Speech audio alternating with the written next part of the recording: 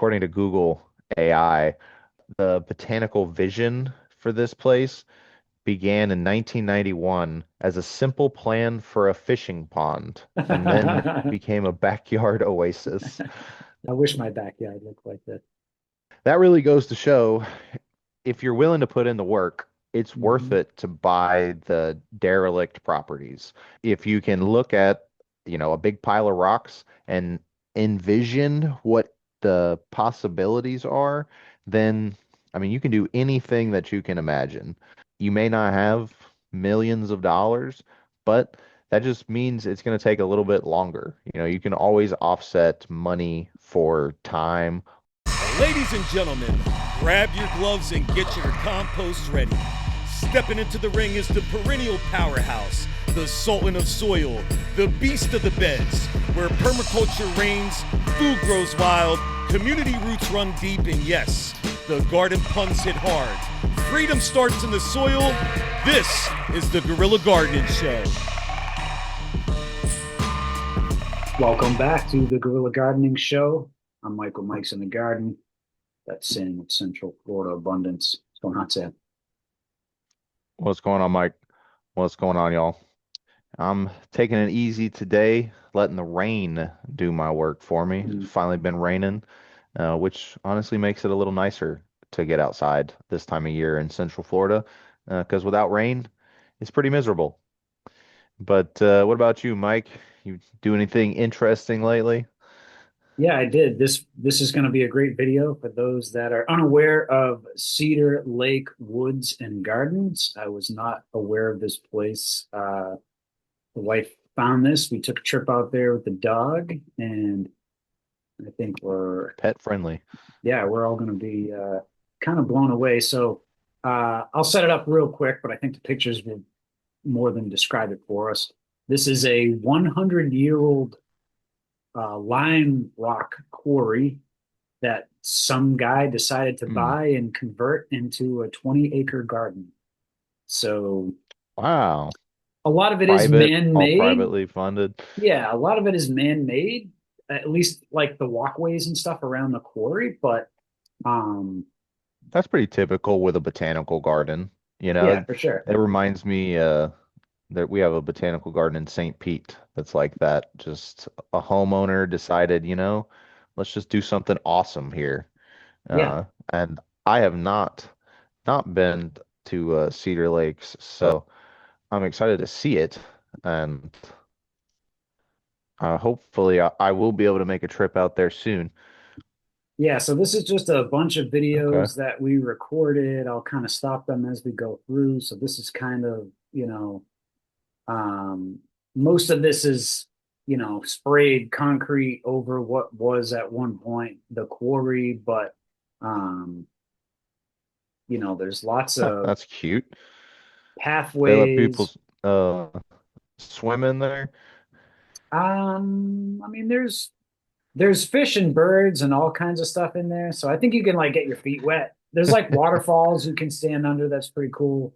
Um, Oh, Lots wow. of like gazebos and picnic areas, hammocks and stuff. And a lot of this is, shaded around the quarry. Once you kind of get down to that last little clip we saw, you're definitely exposed to the sun. But I mean, they just integrated so many different types of plants into this whole system here.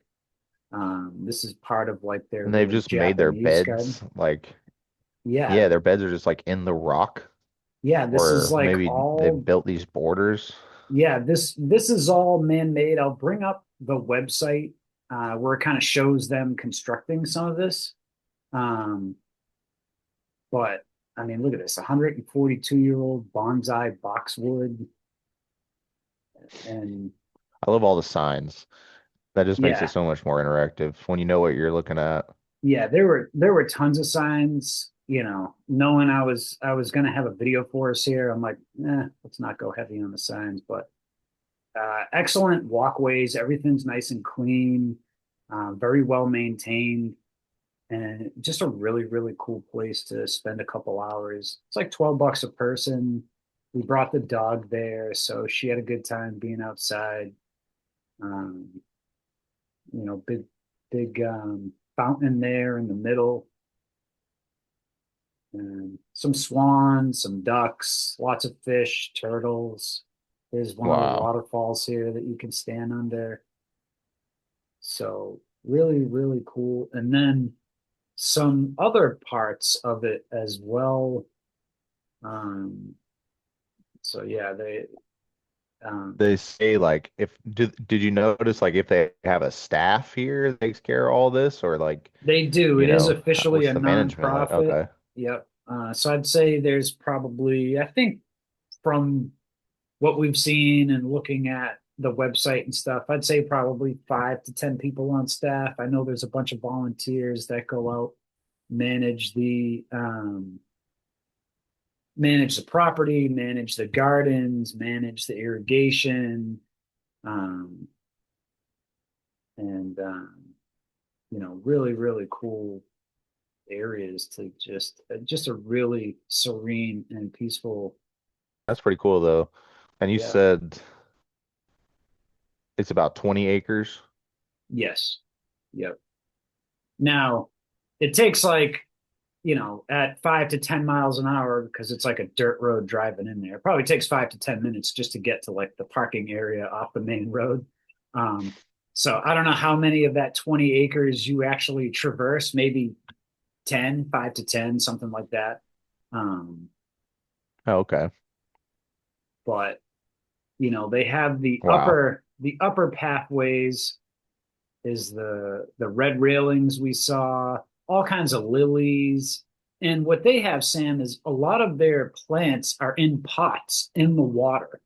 And from what I read on one of the Oh, signs, it has to do with like the water levels whenever they get like flash floods and stuff, which I'm like, I would think the pots would just up and move away, but maybe they're weighted down float. with something or Yeah. yeah. So um but Huh. yeah, like you can That's see interesting. these are in pots here.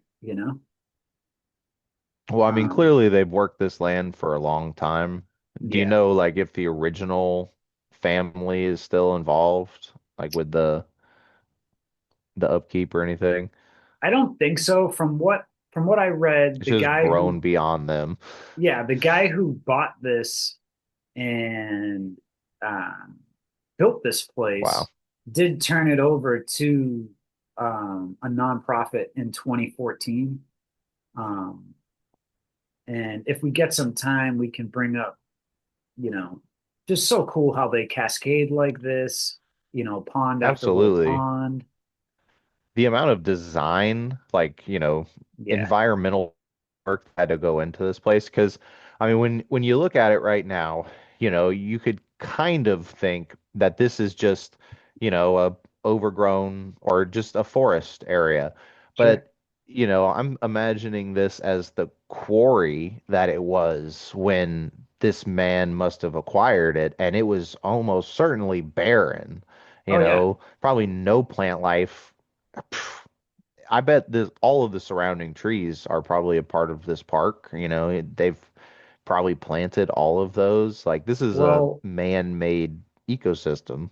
there is, I would say the quarry and the walkways, I'd just guess to say 70%, you know, man-made or intervention Yeah, by man.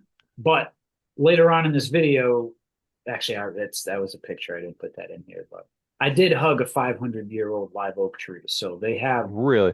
Oh, okay. they have some really large old trees on the property, which I'm glad they said this because it's one of those things where if you go around the whole perimeter of the top and you don't like notice over in this little corner here, because there is like someone's property on part of this too. And so they're like, oh, don't go over there.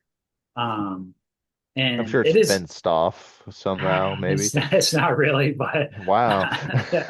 I mean, you can kind of tell it's someone's property because it just looks like it doesn't belong there.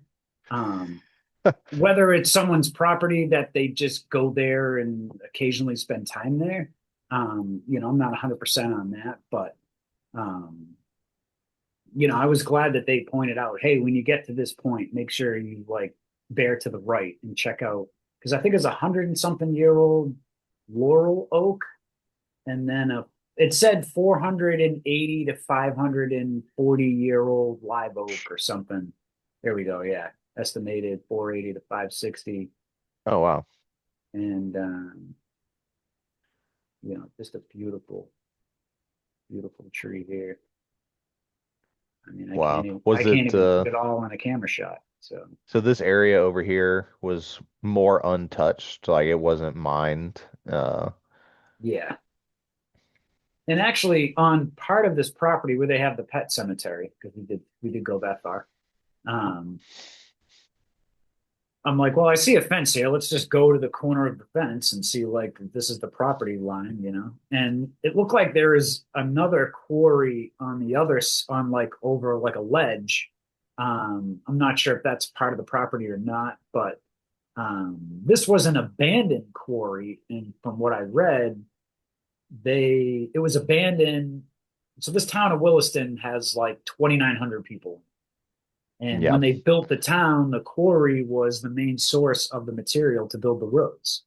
And so once they were done, they just abandoned the quarry. I mean, it's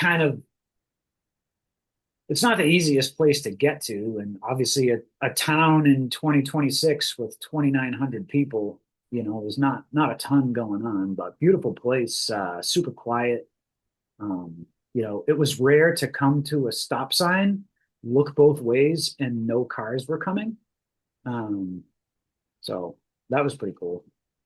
Hey, maybe that's the place to go. Yeah. And then they have this whole cactus greenhouse, which is pretty awesome. Oh, okay. And I mean, I think it was like 50 different species of cactus in here. They had like a blueberry cactus. It looks like it had blueberries on it. I think I get a shot of it coming here. Um, The area we're talking about is, uh, I would say probably in their area, they would consider it Central Florida, but it's way more north central than what we typically deal with down here. And so they are used to freezes and for they sure. Yeah, would so need here it a is. Look at these insulated little like structure. berries on here. Oh, I see them. Yeah. Yeah. I bet. I mean, What's you this thing definitely couldn't called? just eat it like a blueberry. I could see the thorns on it. Yeah, I don't know that that's actually it. There we go. No. What's that say there? You gotta get some photos next time. The Myrtillo Blueberry. cactus. This is the blueberry cactus from Mexico to Guatemala. You know, I bet I know somebody who would know that cactus. Yeah. But this is like one of the first stops when you enter. And here's a great bamboo. But just a super cool place if you're, interested in nature, you know. I gotta ask, just because of, this is our viewers asking you this right now. Was Sure. there any focus on natives or edible species out there? There was. We came across a garden, and actually I gotta show you this because I know we did a video on the passion flower, and I know you, if you do remember, my passion flower is like white and a little bit of purple. Okay, yeah. And The maypop. the maypop, yep. And so I haven't looked at what um this particular one is, but um we did come across a garden that had fig trees, guava trees. It was right where this passion flower was, and they had it all around a gazebo, and the whole gazebo was taken over by the passion flower. Surprise! Um, and part of me was like, Did it have I don't have this passion flower. I could just take a little piece of this, take it home with me. But you could have just grabbed, was there any fruit on it? it was starting to fruit. It was starting to fruit. Oh, okay. Still too immature. I was gonna say seeds. If you can get a fruit with some fresh seeds in it, usually you can get some going real easy. Yeah, I mean, the problem I You have have a is that, picture of it? yeah, my passion flower, I think my neighbors down the street have passion flower. um, because Yeah. that thing's It just, likes your yard. yeah, took over. So this flower here, Oh, Sam, okay. it's Hmm. probably 4 to 5 times the size of my flower. It's huge. I mean, probably like maybe a little smaller than a pomelo, but like a grapefruit size. It was huge, and yeah, it was totally awesome. And then they had That a is. I mean, it's pretty. I'm trying to figure out which one it is right there because you have incarnata. okay. I wonder if that's like grandifolia, I grand, mean, it was, granadilla. no surprise, No, it's not completely that. loaded with bees and all kinds of pollinators. So um, you can kind of Oh see the yeah, gazebo around it there. But yeah, that's such a pretty passion flower too. Even like the bracts are purple. yeah, yeah. I mean, it just blew me away because I mean, it was probably like this big. So yeah, it was it was amazing. And I'm sure that like since this was, I mean, it's like a private collection of plants. It started out that way at least. Sure. And so like, who knows what kind of crazy rare plants this guy and the early people just found and stashed out there. There could be Yeah. things unlabeled that, people have forgotten about. Oh, I'm sure. Yeah. I mean, just the different types of lilies and um, different. I had a picture, but the type of hibiscus was like a light pink, a big, big, big, and the whole thing was blooming. Hibiscus flowers, very pretty. Um, You try to eat it. no, I didn't.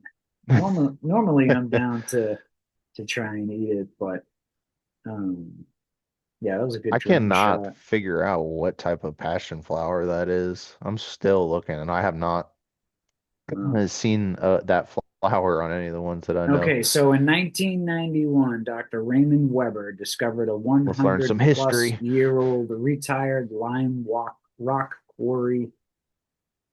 And this here says it took 32 years of hard work. I believe it. I can only I imagine what believe it that. would cost to do this today. Oh, I mean, millions? in the tens of millions, yeah, for sure. Built by hand, the walkways and Oh, walls look of at the that. gardens. So yeah, you can see where they're spraying all the concrete here. I mean, this is like Disney level construction. Um, Really is. Who was this guy? Like, is there any? I mean, it says his name, but yeah, yeah. what's So he gifted it. Um, what was his last name? Ray yeah, it has a whole thing on him here. Here we go. Raymond Webber Raymond served in the Webber. army for 8 years before being called up to Desert Storm in 1990-91. He was a dentist. That does not look like dentist money to me. No, no. Um, but yeah, it he took 32 years before he turned it over. Okay, here it says, no, a 64-acre nature conservation easement maintained. Okay, so he donated the rest of the property to the Conservation Florida. Um, Hmm. the surrounding woods featuring oak, cedars, pines, pecans, hickories, dogwoods.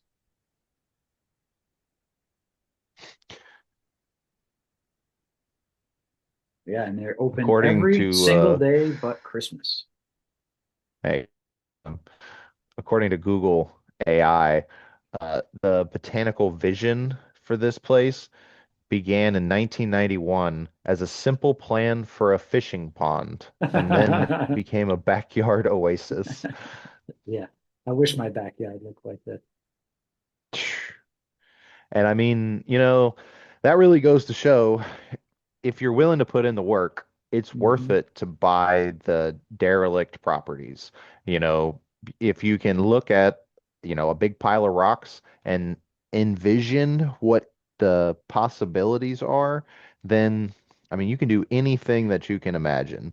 You know, you may not have millions of dollars, but that just means it's going to take a little bit longer. You can always offset money for time or, generate community interest, get more people involved. Like you said, right now, this is a nonprofit organization. And so, I mean, it's really just run most likely by people who are interested in keeping it around. Um, and so, that guy's Ray, his vision has grown beyond him, and he's made such an impact on his community that other people have stepped in to keep it going. And I mean, that's really the dream right there. Build something that'll last longer than you. Yeah, and I'll bring this up I think as that's awesome. well because they give everyone one of these, which is pretty awesome. This is your guide.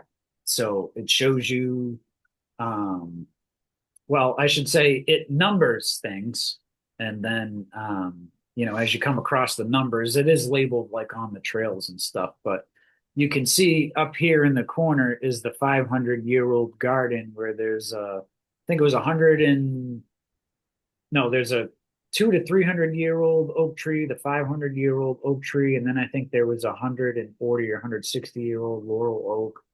Um, but yeah, all the red is Wow. like at the top of the quarry, the blue is the lower level, and there's just so many gazebos and benches and picnic There's so many areas. different like areas of interest just on this one map. That's pretty incredible. And I love how they're all somebody. There's Ken's Bridge, Yeah, Billy's Island. Tim's Uh, gazebo, Sonia's garden. yeah, like, I'm sure all of these things come with their own little story.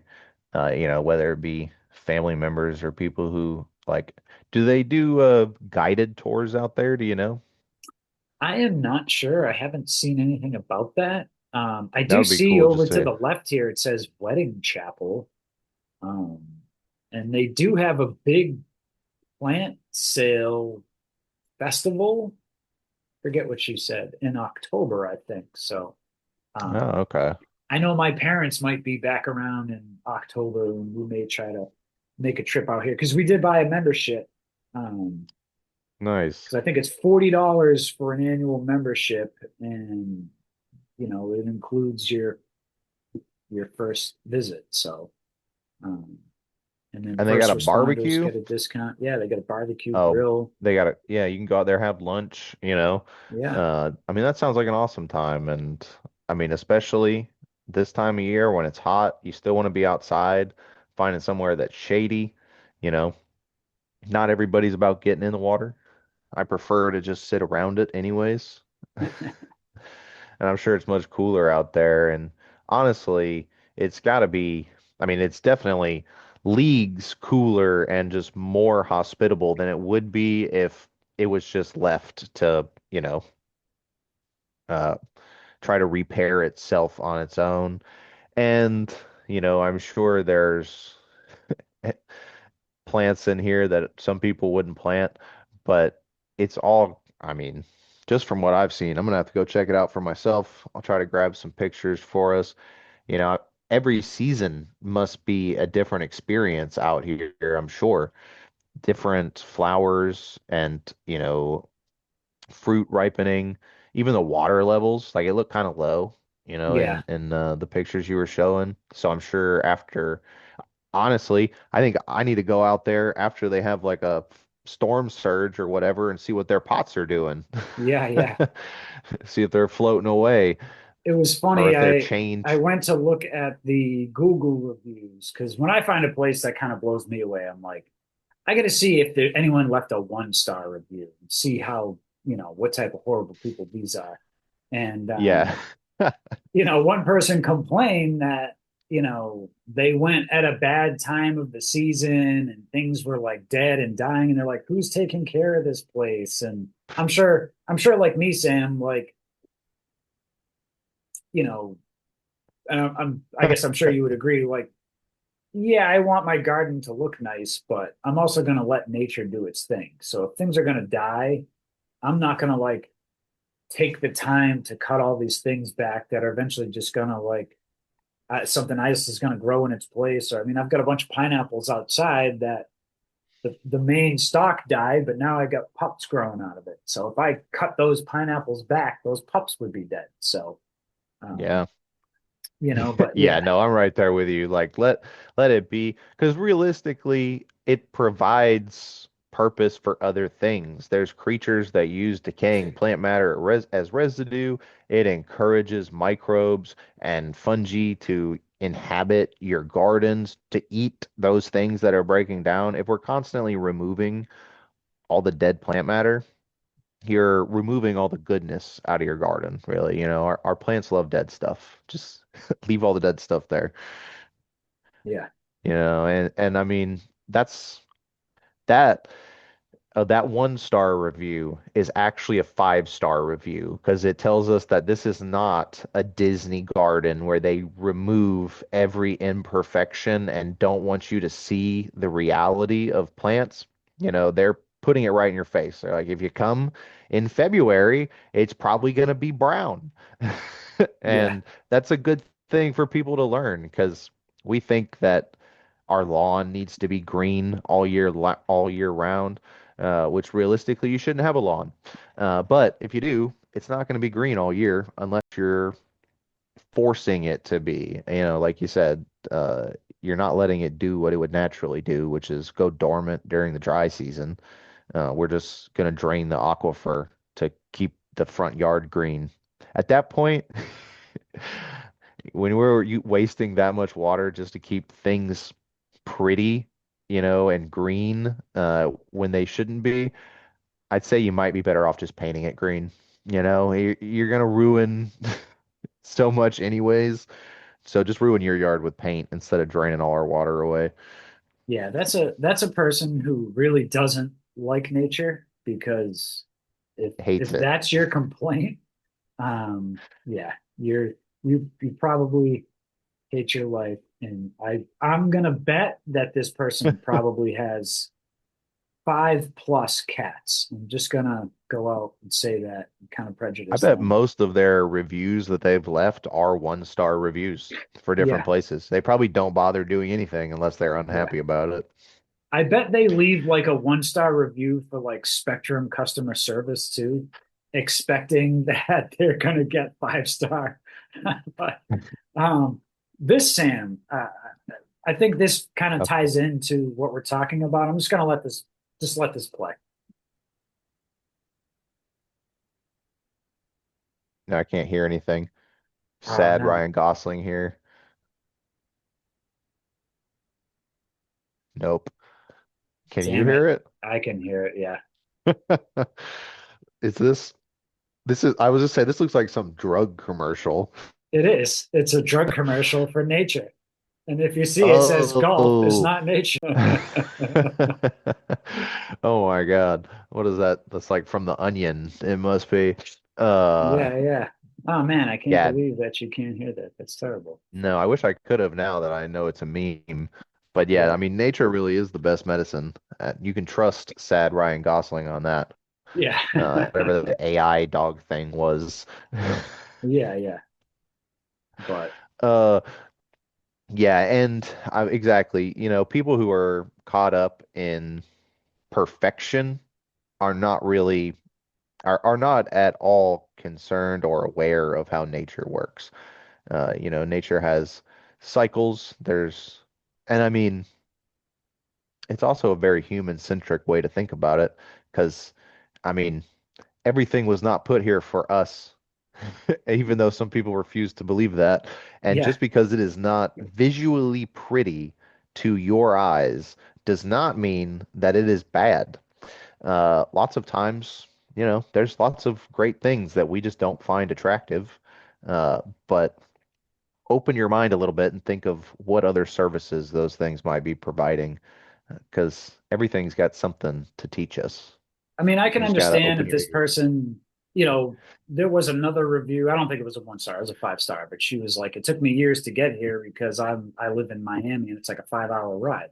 And then I came here and I was blown away.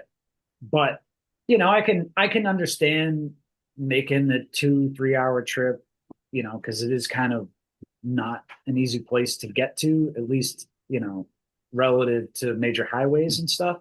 But if you can spend a couple hours at this place and still walk away with, but the plants were dead, you know what I mean? Like there's so Yeah, because much there's a other lot of other life work. going on here. Yeah. Yeah. How long did you guys stay there? We were How there long do you think? probably 2.5 hours, Nice. I and we mean, definitely took our time, and you know. you got a year membership, so you were there, you like, there was more I can see. If you spent, if you took a long drive there, you could probably spend, 4 or 5 hours out there, have lunch. Yeah, I Am I mean, losing internet or is that? you chop, but you're back. I mean, I'd say, 2, 3 hours you can complete it. Now, we had the dog. We definitely like stopped a few times, but um, Hey, it's bring picnic blanket, have yeah, lunch. yeah. I mean, her parents really like that kind of stuff. My parents like that kind of stuff. So we're like, well, it's something we can do on a weekend when they're down here. And if we go a few times, then it'll have paid for itself. So Absolutely. I encourage everybody out there, and there's definitely botanical gardens around you, and not everyone is as magical as this. But I can say, just here in Central Florida, including this one now, I can, think of three really beautiful botanical gardens that do a great job at showcasing plants.